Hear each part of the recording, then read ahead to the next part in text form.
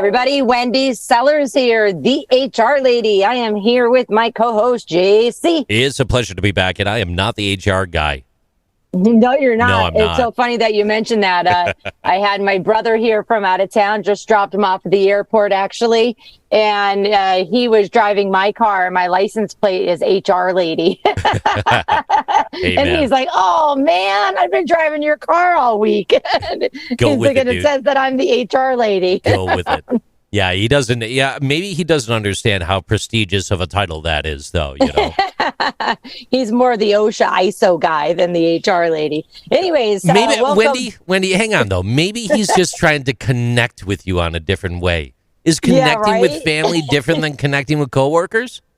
Not really. It's all about connections, and that's what we're going to talk about today. I want to talk about how to connect with coworkers. I want to take this series of podcasts a little step further. And, we usually talk just about how managers can work with their employees. But over the next 5 sessions, I want to talk about how just as a human, you can connect with other humans at work, whether they're your coworkers or your employees if you're a manager. So we'll kind of take a little bit of a swing different here, because even as managers, we have to connect with other people that don't work for us directly, right? All the time. Absolutely. Let it be in-house, out-of-house, or somewhere's in between the houses. In between the houses, absolutely. Right. Or in my case, the RV. So for folks that don't know, I actually live in my RV and have been doing so for well over 6 years and absolutely love it. And even with that, there's people I still need to connect with to get things done. Yeah.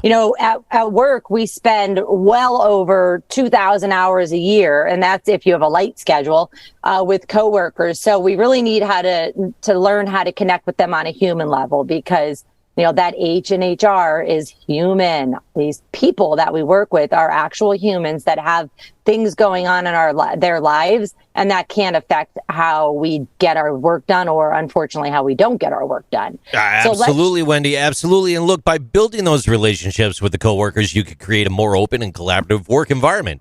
And that could ultimately lead to better communication and more efficient problem solving amongst your teams. Hands down. Yeah, people don't want to hate coming to work, man.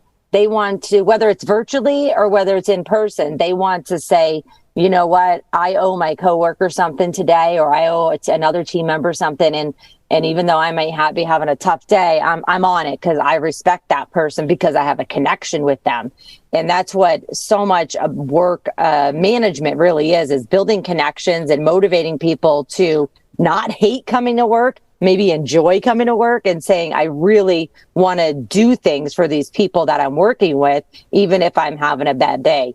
110%, my friend. And when those coworkers are connected, they feel like they're part of that supportive team. They're more likely to be engaged and motivated to contribute to the overall success. I'm with you on that. It's all about, the one thing is listening. Hey, folks, this works at home as well.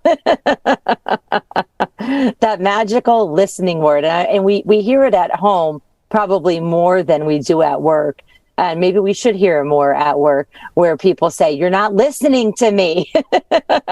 We're not afraid to say it to the people we live with, but sometimes we're afraid to say it because of the consequences to folks that we work with. Now, I'm not saying run around at work and tell your coworkers or your managers, you're not listening to me, because you're just going to be coming off as rude. So you really need to focus on your own awareness, no matter what your role is, to say, all right, am I really listening to people? Am I, too busy? Am I multitasking and therefore I'm inadvertently not listening? Or maybe I just don't love this person that's talking to me and I just stop listening. Well, I'm sure they affect your job somehow. So you need to start listening to coworkers and then really, really focus on your awareness. For me, when I'm distracted, which is almost always, I have to take notes. And that forces me to listen, because I'm writing it down in my own words. And then I reread my words, and I do that out loud and say, is this what you were trying to say to me? Because I have a hard time understanding. You know what's really interesting about that? Even though you might be busy doing that, you're still providing those people your undivided attention. It's that brain physical connection where even though you're still writing it out or typing it out or whatever it might be, you are simply focused on them and that communication that's happening at that time. And that's really important to relationships. It is. I'm glad you brought that up, because this is one of the things that I say in my trainings when I get to this part in communication trainings about listening is, again, it's okay to take notes. It's okay to write things down, but, and there's always a but, many people will think that you're not listening to them. They may think you're doing something else. They may think you're texting somebody, that you're emailing somebody. So I like to always, first of all, especially if somebody is upset, is I close my laptop, flip over my phone so that I'm not distracted by technology. If I am using technology at all to take those notes, I show them. I go, hey, I just want to, I flip my screen around and show them the screen, say, want to let you know I'm taking notes because what you're saying is important and I want to make sure we follow up on this. Sometimes, though, if somebody's really upset, I don't do that. I just say, okay, I'm going to have to try to jot some notes down on a piece of paper and figure out my chicken scratch later. Or I'm just going to try to have to recap this at the end of this conversation and then quickly write it down at the end of the conversation. Because if somebody is upset, they really want you looking at them and truly, truly focusing on them. And those human factors are going to go a long way into retaining your staff. And that retention, while connecting with coworkers, is going to help foster a culture of inclusivity and collaboration at the end of the day. Right, Wendy?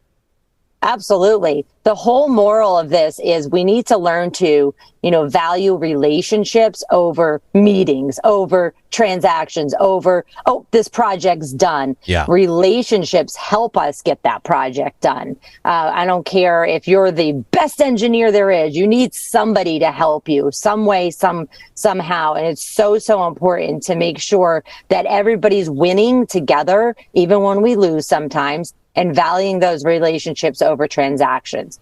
All right, folks, to wrap up this section here, don't be afraid to be human. I want to talk about on our next episode how managers and human resources can help employees connect better. We'll see you in a minute.